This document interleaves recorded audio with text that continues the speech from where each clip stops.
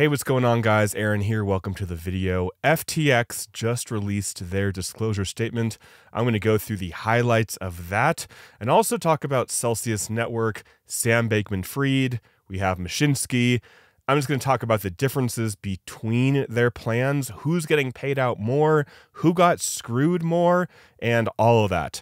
So starting out, I'm just going to go through a list of things. Basically, if you have a claim in FTX less than $50,000, you will be getting 118% of your claim very soon after the plan is confirmed. So that could be the end of this year.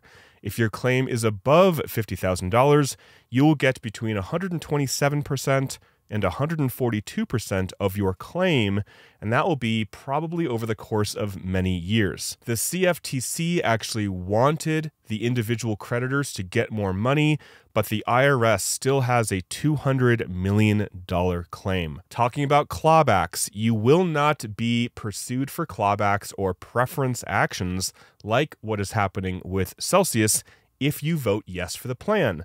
Unfortunately for Celsius, even if you voted yes, if you withdrew over 100 grand in the 90-day window before bankruptcy, as many of you guys know, they are still being pursued. But with FTX, if you vote yes to the plan, you will not be pursued for any clawbacks. Now, there are some pretty big downsides to this plan, especially if you do not live in the United States. The first one, everybody is getting a payment in US dollars. That could be a wire or a check. Some countries literally cannot deposit US dollar checks. And if you don't cash your claim, basically if you don't deposit your check within 6 months, your claim is literally wiped out. That is a huge problem for international people, and most FTX creditors were not in the United States. So we're getting people that were not US creditors subject to US laws, including a withholding tax of possibly 24 to 30% of your claim. If you're international, you will be hit with that withholding tax up to 30%. If you're not in the US, if you're a US creditor, you will not be hit with that tax.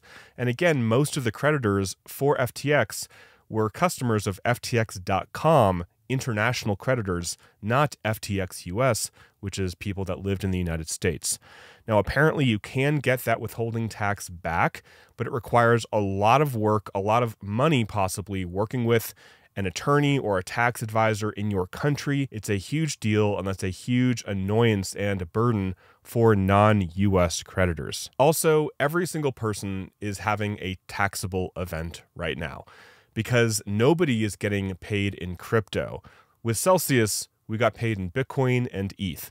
So if you had Bitcoin or ETH on the Celsius platform, if you're getting paid back in Bitcoin and ETH, a lot of that is not going to be taxed as aggressively as what everybody is going to be taxed in FTX. With FTX, everybody is getting US dollars. They're not even getting the option of getting stablecoins or USDC, USDT, Tether, etc. So everybody, again, is getting a USD wire or check, and that is a huge, huge problem for tax reasons, but also, again, international creditors may not even be able to cash those checks. Sullivan and Cromwell, the lawyers representing FTX, they included an exculpation clause, so they or no one involved can be sued for misconduct. Similar thing happened with Celsius as well.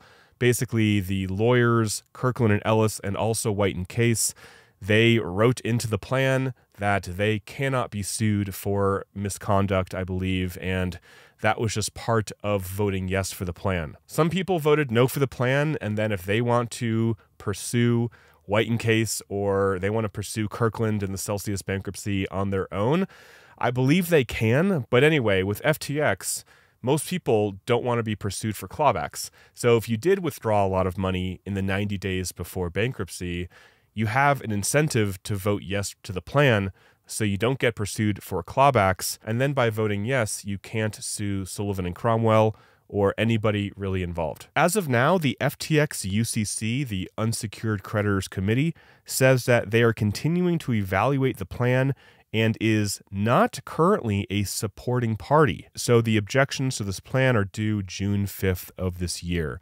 So there are some good things and there are some bad things. US creditors are getting off a lot easier than international creditors.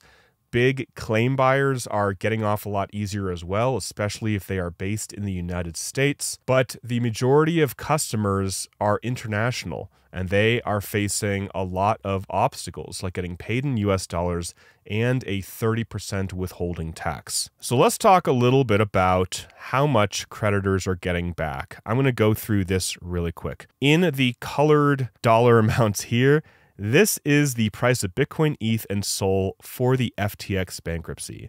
So for FTX, Bitcoin is $16,871. The numbers below it are for Celsius. So with Celsius, we know that we're getting back, or most of us got back, 57.9% of our claim in crypto. Now, there will be subsequent payments, but I don't expect them to be that much. Maybe an extra 7-10% over the next 1, 2, 3 years, maybe a little bit more, but definitely not approaching 100%. So with Celsius, if you held 1 Bitcoin, you got back $11,510 based on this 57.9% back. For FTX, if your claim is, again, less than $50,000, which means you were in the convenience class for FTX, if you held 1 Bitcoin on FTX, you're getting back $19,907 because you're getting back 118% of your claim value. And the prices of Bitcoin were pretty similar, basically $17,000 for FTX and close to $20,000 for Celsius. Now for ETH, if you held 10 ETH on Celsius, you're getting back around $6,300. If you held 10 ETH on FTX, you're getting back over double that at $14,844. Now that's because for FTX, at the date of bankruptcy, the price of ETH was $1,258, and for Celsius, the price of ETH was $1,088. So not only are FTX customers getting back a much higher percent, basically double the percent in crypto, or actually more than double, the price of ETH for FTX creditors was a lot higher. But for Solana, if you held 100 Solana tokens on Celsius, you're getting back $1,968. 100 Solana tokens for FTX, you're getting back a little bit less, $1,888 back. And that is because the price of Sol was $16 when FTX went bankrupt and $34 when Celsius went bankrupt. So even for Solana, where the price was over double for Celsius creditors than FTX, you're still getting back almost the same, $1,968 back for Celsius, $1,888 back for FTX creditors.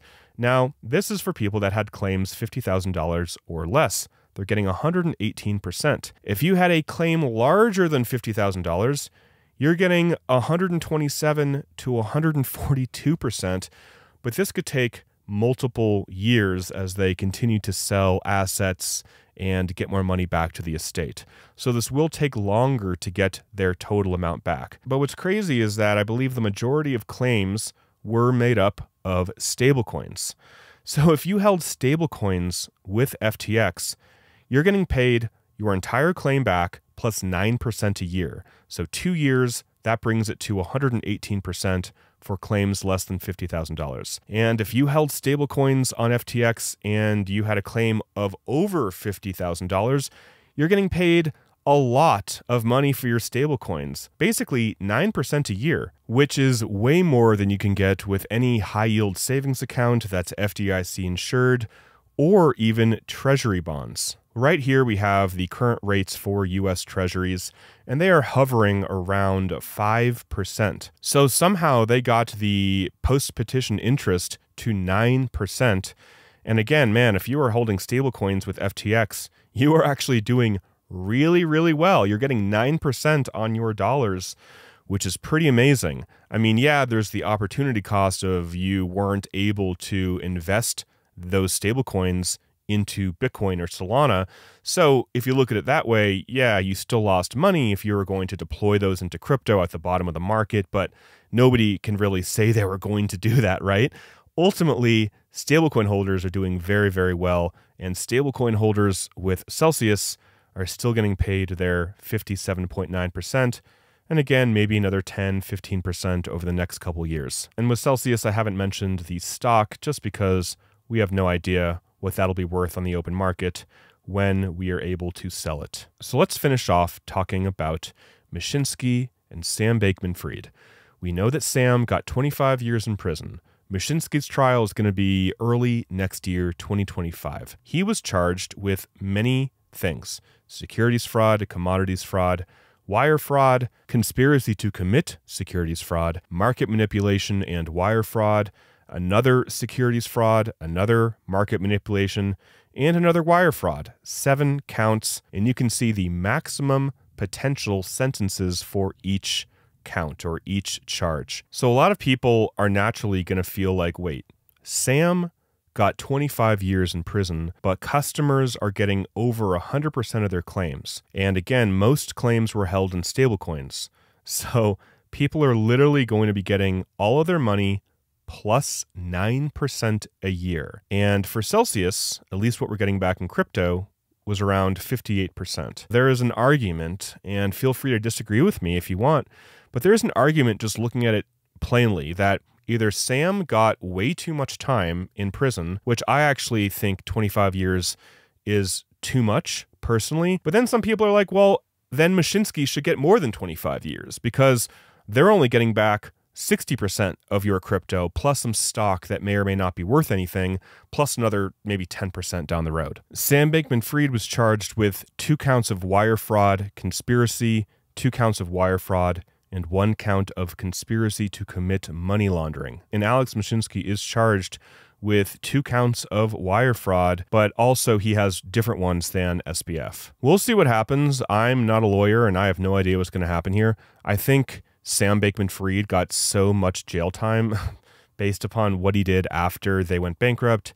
He was going on Twitter Spaces. He was saying all sorts of stuff that made him look just horrible, made him look like he had no empathy. He said things that basically incriminated himself even further. So he really dug his own grave in a lot of ways. So ultimately, we do not know what's going to happen to Alex Mashinsky. Let me know in the comments what you think is going to happen.